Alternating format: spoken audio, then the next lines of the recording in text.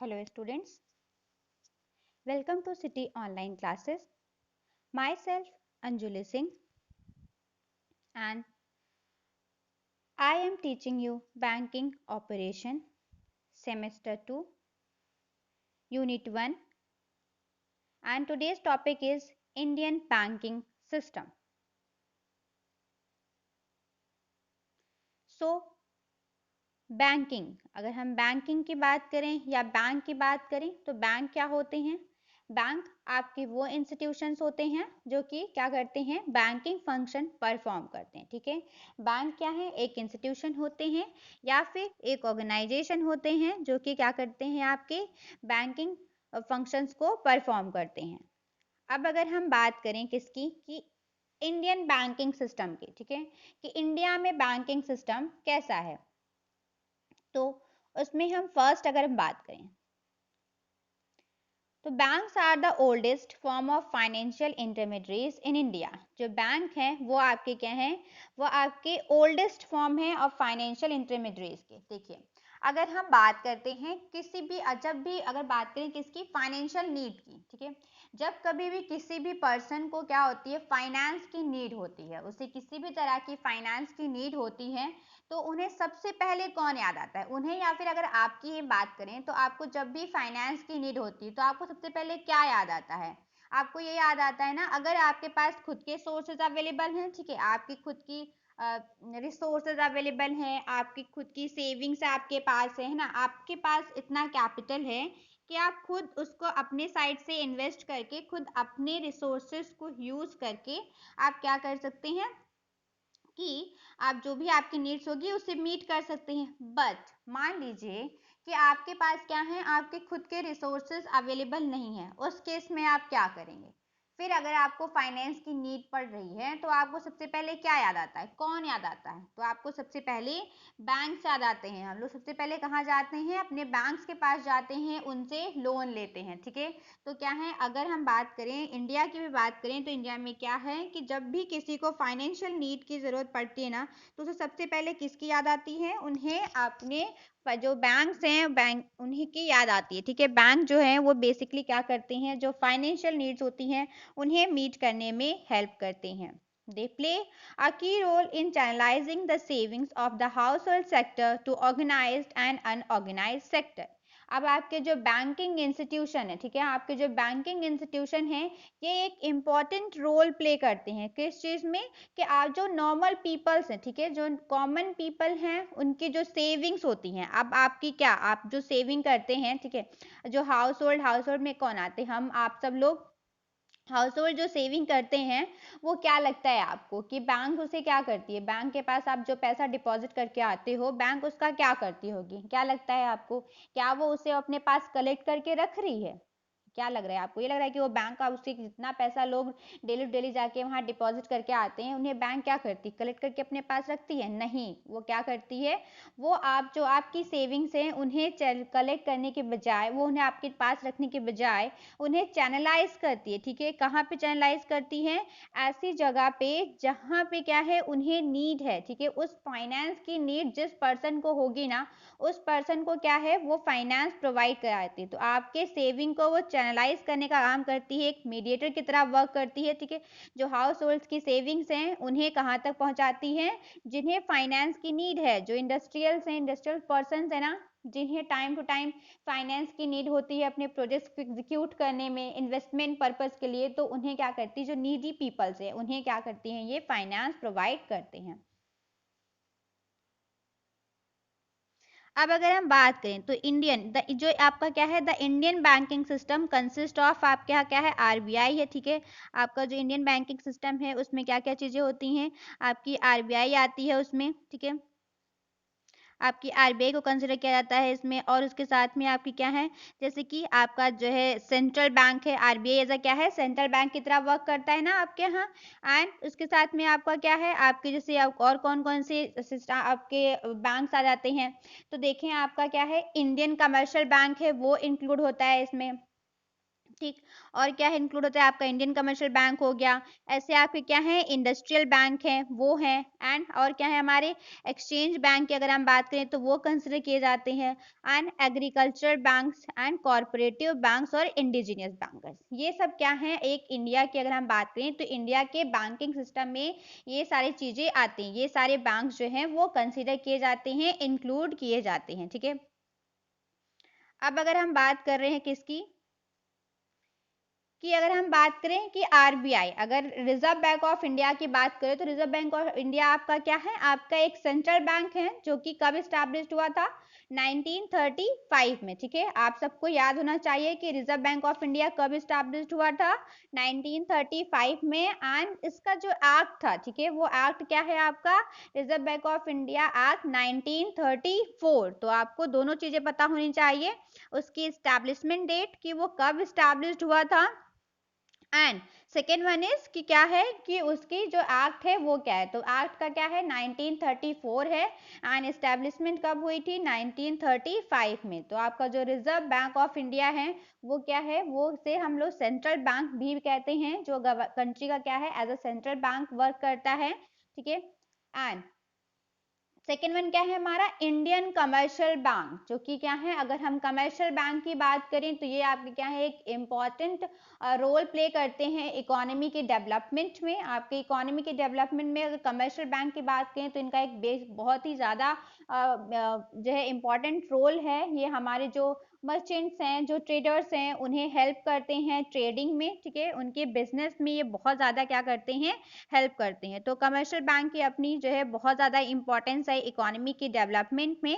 Next one अगर हम देखें तो हमारा क्या था इंडस्ट्रियल बैंक, जो कि नाम से पता चल रहा है एज इट कि क्या है ये इंडस्ट्रियल बैंक है। तो ये किस में हेल्प कर रहा होगा, जो इंडस्ट्रीज हैं, ठीक है, जो डिफरेंट टाइप्स की इंडस्ट्रीज हैं आपकी, उन इंडस्ट्रीज को डेवलप करने में क्या करता है इंडस्ट्रियल बैंक जो है वो हेल्प करता है आपकी किसमें, जो इंडस्ट्रीज हैं, जो कंट्री की इंडस्ट्रीज हैं, उनको डेवलप करने में ये क्या करते हैं, ये हेल्प करते हैं। ये डिफरेंट तरह से किस तरह से हेल्प करते हैं, जो इंडस्ट्रीज हैं उनके जो फाइनेंशियल नीड होती है, ठीक है, उन्हें जो फाइनेंशियल नीड होती है time to time, long term financial need and short term financial need, ठीक है, ये दोनों नीड्स को क्या करते हैं, मीट करते हैं।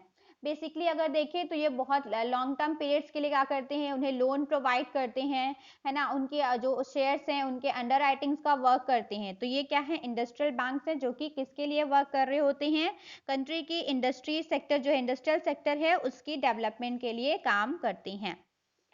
नेक्स्ट वन आपका क्या था एक्सचेंज बैंक्स की अगर हम बात करें तो आपका एक्सचेंज बैंक क्या है, अब देखें तो अब क्या है, अब जो बिजनेस है किसी भी कंट्री का बिजनेस है अब वो नेशनल लेवल पे सिर्फ लिमिट नहीं रह गया है उसकी, अब क्या है अब सिर्फ नेशनल लेवल पे बिजनेस नहीं होता है बल्कि आपका जो बिजनेस है वो इंटरनेशनल लेवल पे होने लगा है। ठीक है, अब सारे बिजनेस क्या है इंटरनेशनल लेवल पे होने लगे हैं, एंड जब आप ग्लोबल लेवल पे इंटरनेशनल लेवल पे ठीक है बिजनेस कर रहे होते हो तो आपको आपको पता होगा कि आपको फॉरेन करेंसी की नीड होती है।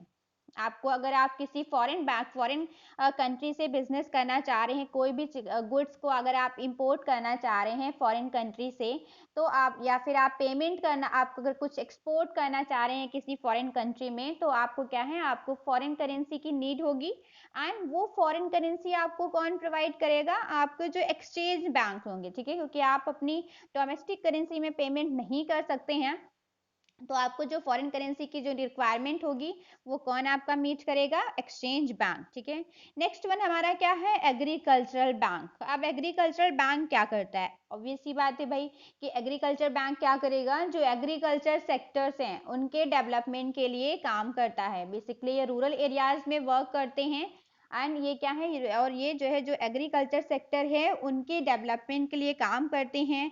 उन्हें क्या है, उन्हें जो है उन्हें कंसेशनल रेट्स पे उन्हें फाइनेंस प्रोवाइड करते हैं, उन्हें लोन प्रोवाइड करते हैं डिफरेंट डिफरेंट पर्पजेस के लिए, जिससे कि क्या हो उनका जो डेवलपमेंट है वो बेटर वे में हो सके।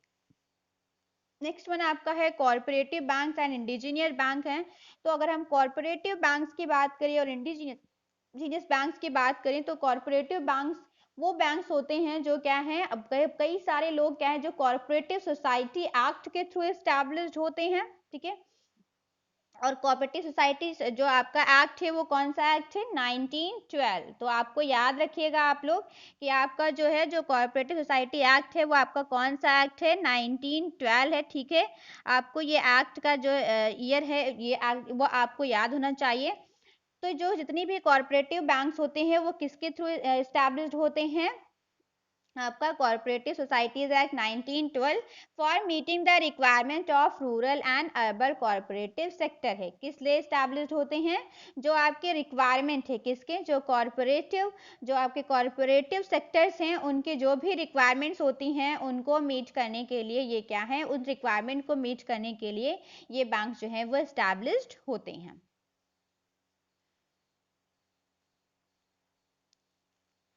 फिर अगर हम बात करें आपके इंडियन बैंकिंग सिस्टम को, तो इंडियन बैंकिंग सिस्टम की अगर हम बात करें तो इसको हम डिवाइड कर सकते हैं फर्दर टू एराज में। First one is pre independent era and second one is post independent era. Means कि आपका जो बैंकिंग सिस्टम था वो जो आपकी कंट्री है उसके इंडिपेंडेंस के पहले किस तरह का था एंड आफ्टर इंडिपेंडेंस कैसा रहा, ठीक है। कि अगर आपके यहाँ जो है बैंकिंग सिस्टम की बात करें तो आपका इंडिपेंडेंस हुआ है, कंट्री जब इंडिपेंडेंट हुई है कब, 1947 में, तो उसके पहले किस तरह का बैंकिंग सिस्टम इंडिया में फॉलो हो रहा था। तो वो सब चीज़ें जो है वो हम लोग किसके अंदर स्टडी करेंगे, वो हम लोग स्टडी करेंगे आपका प्री इंडिपेंडेंस बैंकिंग में। एंड इंडिपेंडेंस के बाद में किस तरह का बैंकिंग सिस्टम फॉलो हुआ वो हम पढ़ेंगे किसमें, पोस्ट इंडिपेंडेंट में, ठीक है। तो आज हम लोग क्या डिस्कस करेंगे, प्री इंडिपेंडेंस बैंकिंग, उसकी हम बात कर रहे हैं। तो हमारा क्या है, तो during the pre British period banking was generally carried bye indigenous bank who worked as money lenders and sahukars as well as they accepted deposits। अगर हम बात करें प्री इंडिपेंडेंस बैंकिंग की तो इस एरा में क्या था, ये आपका प्री ब्रिटिश पीरियड था, ठीक है। आपका प्री ब्रिटिश पीरियड मतलब इस टाइम पे आपका क्या था, जो बैंकिंग थी, ठीक है, बैंकिंग का जो वर्क था वो जनरली किसके थ्रू कैरिड हो रहा था, जो आपके इंडिजीनियस बैंक्स थे, है ना। जो आपके इंडिजीनियस बैंक थे वो लोग बैंकिंग सिस्टर्स को बैंकिंग जो है उसे चला रहे थे, जो भी बैंकिंग की नीड्स थी, जो फंक्शंस थे वो परफॉर्म कर रहे थे।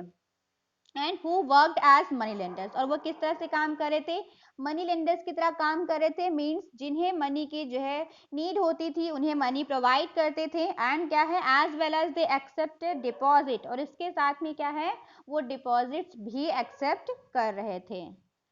During close to 19th century Calcutta agency houses taking firms were established by East India Company which look banking operations for the benefits of their constituents। अब अगर हम बात करें तो क्या हुआ, फिर 19th सेंचुरी की बात करते हैं। तो 19th सेंचुरी में क्या हुआ, एक न्यू जो है हमारी एजेंसी थी वो एस्टैब्लिश्ड हुई जिसका नाम क्या था, कैलकाटा एजेंसी हाउसेस, ठीक है। और इसको एस्टैब्लिश्ड किसने किया, ईस्ट इंडिया कंपनी ने। और ईस्ट इंडिया कंपनी को किसने एस्टैब्लिश किया था, ब्रिटिशर्स ने। तो क्या लगता है कि अगर जो है जो कैलकाटा हाउस एजेंसी थी उसे ईस्ट इंडिया कंपनी ने एस्टैब्लिश किया होगा तो वो किस पर्पस के लिए किया होगा, क्या इंडियन पीपल के बेनिफिट्स के लिए किया होगा, क्या आपकी कंट्री को डेवलप करने के लिए किया होगा, ऑब्वियसली नॉट, नहीं, ऐसा नहीं है, बिल्कुल भी नहीं। क्या था कि जो ये एजेंसी एस्टैब्लिश्ड हुई वो इंडियन पीपल की हेल्प के लिए एस्टैब्लिश नहीं हुई थी, ना आपकी कंट्री के इकोनॉमी को डेवलप करने के लिए एस्टैब्लिश की गई थी। इसका जो बेसिक मोटिव था वो क्या था, look banking operation for the benefits of their constant. ये काम कर रही थी किसके बेनिफिट्स के लिए, जो ब्रिटिशर्स थे, ठीक है, जो ईस्ट इंडिया कंपनी थी उसकी बेनिफिट के लिए काम कर रही थी, ठीक है। एंड इसका जो मेन ऑपरेशन था वो क्या था, to give financial assistance to military. ये क्या कर रहे थे, ये बेसिकली जो मिलिट्री थी, जो ब्रिटिश मिलिट्री थी, उन्हें फाइनेंशियल असिस्टेंस प्रोवाइड करी थी। उन्हें जिस भी तरह की फाइनेंस की नीड होती थी टाइम टू टाइम उन्हें फाइनेंस की नीड प्रोवाइड करती थी। एंड इनका जो मेन और इसका क्या था, इनका जो मोटिव था वो क्या था कि जो इंडियन इकोनॉमी थी उसको ब्रिटिशर्स इकोनॉमी बनाना, उस पर ब्रिटिश का कंट्रोल करना, ठीक है, जिससे कि वो ज़्यादा से ज़्यादा किस में हो, ब्रिटिशर्स के कंट्रोल में आ सके, इस तरह की इकोनॉमी को डेवलप करना था। इनका जो मेन मोटिव था वो क्या था, इस तरह की इकोनॉमी को डेवलप करना था। देखिए हम अगर तो the bank of Hindustan a mere appendage of the former was the earliest bank which started under European direction in India। तो आपका जो बैंक ऑफ हिंदुस्तान था वो क्या था, the joint stock company established हुआ था, जो कि एक अर्लीस्ट बैंक था, जो कि स्टार्ट हुआ था कहाँ पे, under European direction in India, जो कि यूरोपियंस जो थे उनके डायरेक्शन में स्टैब्लिश्ड हुआ था। फिर हम बात करें अगर तो after the abolition of commercial rights of east India company by British crown in 1813 these agency houses lost their significance. अब अगर हम बात करें तो क्या था, जैसे कि ये जो कैलकाटा एजेंसी आपका था, तो ये क्या था, इसको किसने स्टैब्लिश किया था, ईस्ट इंडिया कंपनी ने स्टैब्लिश किया था, और ये किसके लिए काम करता है, ईस्ट इंडिया कंपनी के लिए काम करता। बट फिर क्या हुआ, 1813 में जो ईस्ट इंडिया कंपनी थी उससे क्या कर लिया गया, जितने भी कमर्शियल राइट्स थे, ठीक है, जो भी कमर्शियल राइट्स थे वो अबॉलिश कर दिए गए, उनके खत्म कर दिए गए, जिसके थ्रू क्या हुआ, अब जब ईस्ट इंडिया कंपनी के ही कमर्शियल राइट्स खत्म हो गए, उनके पास राइट्स नहीं रह गया, तो ऑब्वियस सी बात है जो एजेंसी थी उसको भी किसने स्टैब्लिश किया था, ईस्ट इंडिया कंपनी ने स्टैब्लिश किया था, तो उन एजेंसीज की भी कोई वैल्यू नहीं रही, ठीक है, उन एजेंसीज की भी कोई वैल्यू नहीं रही, उनके पास भी कोई पावर नहीं रही, उनकी भी कोई भी इंपॉर्टेंस नहीं रही। अब अगर हम बात करें तो नेक्स्ट वन हमारा क्या है, नेक्स्ट टॉपिक इसमें है हमारा प्रेसिडेंसी बैंक।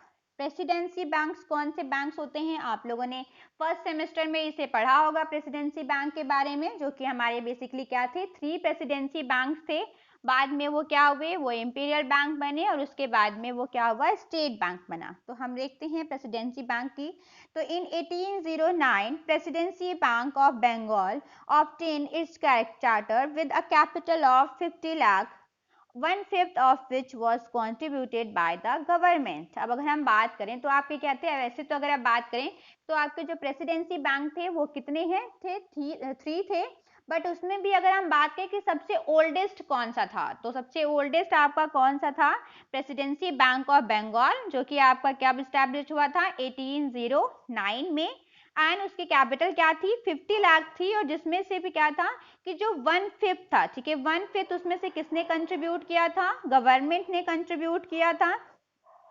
एंड हम फिर बात करते हैं the power of note issue however was given to the bank till 1823। In 1839, the bank was given powers to open branches and to deal in inland exchange।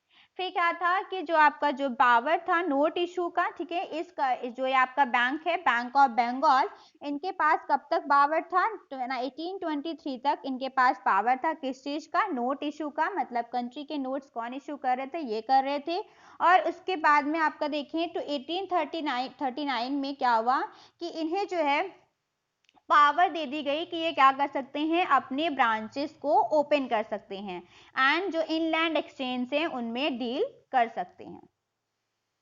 उसके बाद में आपके 2 और बैंक जो थे, 2 और जो प्रेसिडेंसी बैंक थे वो एस्टैब्लिश्ड हुए, तो the 2 other presidency bank that is bank of Bombay and bank of Madras were established in 1840 and 1843 respectively. तो अगर हम बात करें तो आपका फर्स्ट प्रेसिडेंसी बैंक कौन सा था, बैंक ऑफ बंगाल, जो कि एस्टैब्लिश्ड हुआ था 1809 में, एंड सेकेंड वन इज क्या था आपका बैंक ऑफ बॉम्बे, ठीक है, जो कि एस्टैब्लिश्ड हुआ आपका कब 1840 में, एंड बैंक ऑफ मद्रास 1843 में। तो आपके तीनों के नेम आपको लर्न होने चाहिए, एंड साथ ही साथ इनका जो एस्टैब्लिशमेंट ईयर है वो भी आपको लर्न होना चाहिए, और बहुत अच्छा होगा अगर आप ये लर्न कर लीजिए कि इसमें ओल्डेस्ट वन कौन सा था, मतलब जो इनकी हिराकी थी वो क्या थी, कि कैसे कैसे कौन सा बैंक एस्टैब्लिश्ड हुआ, ठीक है। बाद में क्या हुआ आपको पता है कि इसके बाद जो है बाद में ये 3 बैंक जो थे उन्हें क्या कर दिया गया, अमलगमेट कर दिया गया आपस में, एंड देन उसके बाद में क्या हुआ कि फिर वो क्या बन गया आपका इंपीरियल बैंक बन गया था, उसके बाद में फिर वही आगे चल के आपका स्टेट बैंक बना था, जो कि अभी हम आगे डिस्कस करेंगे हम लोग उसके बारे में। अभी देखते हैं हम क्या, प्रिंसिपल ऑफ लिमिटेड लाइबिलिटी। तो ये आपका प्रिंसिपल था किसका, लिमिटेड लाइबिलिटी का। तो the year 1860 marks a new era in the history of public banks in India because it was in this year that the principle of limited liability वो first apply to the joint stock banks. ठीक है, आपका जो 1860 का time period था ना, वो क्या था, एक हिस्ट्री की तरह रहा आपके इंडियन बैंकिंग सिस्टम में। क्यों ऐसा, क्यों, क्योंकि इससे पहले क्या था कि इंडिया में कोई भी प्रिंसिपल या कोई भी लेजिस्लेचर बैंकिंग ऑपरेशन के लिए एग्जिस्ट नहीं कर रहा था। 1860 में फर्स्ट टाइम क्या हुआ, कोई ऐसा जो प्रिंसिपल था वो आया जो कि क्या था आपका, जो कि बैंकिंग ऑपरेशंस के लिए काम कर रहा था, ज्वाइंट स्टॉक बैंक्स पे अप्लाइड हो रहा था। वो क्या था आपका, limited liability, principal of limited liability. So far, little or no banking legislation existed in India. इससे पहले कोई भी ऐसा प्रिंसिपल इंडिया में एग्जिस्ट नहीं कर रहा था। मैनी बैंक्स ऐप, तो इस टाइम पीरियड में क्या हुआ कि बहुत सारे बैंक्स क्या हुए, एमर्ज हुए। लेकिन प्रॉब्लम ये थी कि वो एमर्ज तो हुए बट वो रिटेन नहीं कर पाए, मतलब वो बहुत लंबे टाइम तक रह नहीं पाए इकोनॉमी में, खुद को ग्रो नहीं कर पाए एंड वो फेल्ड हो गए। तो ये क्या था यहाँ पे, ये जो है कुछ आपकी हिस्ट्री थी प्री इंडिपेंडेंस की। अब हम बात करते हैं आपकी किसकी, द क्राइसिस ऑफ 1862 एंड 65। उसके बाद में आपका क्या हुआ 1860 के बाद में कि आपकी आप कंट्री में क्या हुई, एक क्राइसिस आई किसकी, जो कि किस टाइम पीरियड तक थी, 1862 एंड 65 में थी।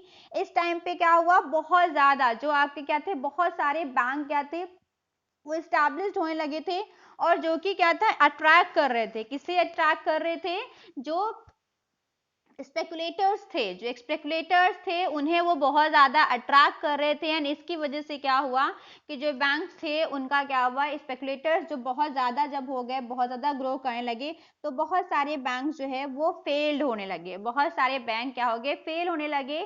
तो इस वजह से क्या हुई, एक बहुत बड़ी सी क्राइसिस आई जिसको हम लोग बोलते हैं crisis of 1862 and 65।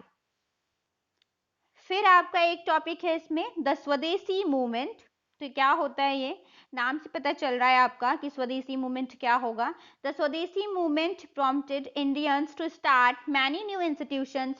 The number of joint stock banks increased remarkably during the form of 1906 to 13। अब क्या हुआ, ये आपका स्वदेशी मूवमेंट था, जिस टाइम पे क्या था कि जो इंडियंस थे उनको मोटिवेट किया जा रहा था कि वो ज़्यादा से ज़्यादा फाइनेंशियल इंस्टीट्यूशंस को इस्टेब्लिश करें। ठीक है, इस टाइम पे क्या हुआ, बहुत सारे जो बैंक्स थे वो इंक्रीज हुए, बैंक नंबर्स ऑफ बैंक जो है वो इंक्रीज हुए इस टाइम पीरियड पे। The people's bank of India, जैसे आपका क्या था, people's bank of India limited है ना, एंड आपका क्या है जो है आपका people's bank of India limited था। और फिर हम देखें आपका बैंक ऑफ इंडिया लिमिटेड है and central bank of India limited है और India bank limited and bank of Baroda limited. ये सब क्या थे, इस टाइम पीरियड पे, पर्टिकुलर टाइम पीरियड पे क्या किए गए, जो है वो इस्टेब्लिश्ड हुए। तो ये आपका क्या था, स्वदेशी मूवमेंट था। स्वदेशी मूवमेंट के थ्रू बहुत सारे बैंक जो थे वो इस्टेब्लिश्ड हुए। सो स्टूडेंट्स, आज की क्लास में हम लोग बस इतना ही रखते हैं। बाकी की जो चीज़ें हैं वो हम लोग क्या करेंगे, नेक्स्ट क्लास में डिस्कस करेंगे। एंड इस वीडियो के बेस पे आपको कुछ क्वेश्चंस दिए जाएंगे जो कि आपको आपको जिसके आंसर्स क्या करने हैं, सॉल्व करने हैं। एंड उसका फिर आपको जो है वो से सॉल्व करके फिर आपको क्या करना है, अपलोड करना है। ठीक है, तो आप प्लीज़ उन आंसर का, उनका जो क्वेश्चंस हैं उन्हें आंसर करिएगा। Thank you class.